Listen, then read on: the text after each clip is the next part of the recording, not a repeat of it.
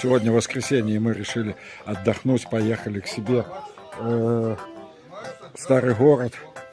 Взял сегодня солнечную панель, проверить, как будет заряжать на экшн-камеру батарейки. Ну вот уже 1,5 часа она работает.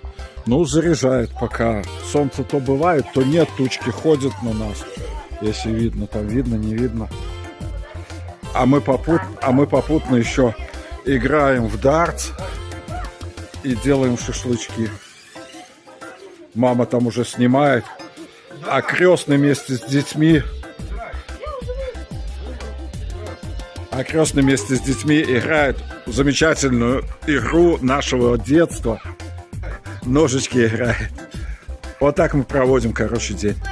А я немножко работаю. Делаю вот такую вот штуку для костра.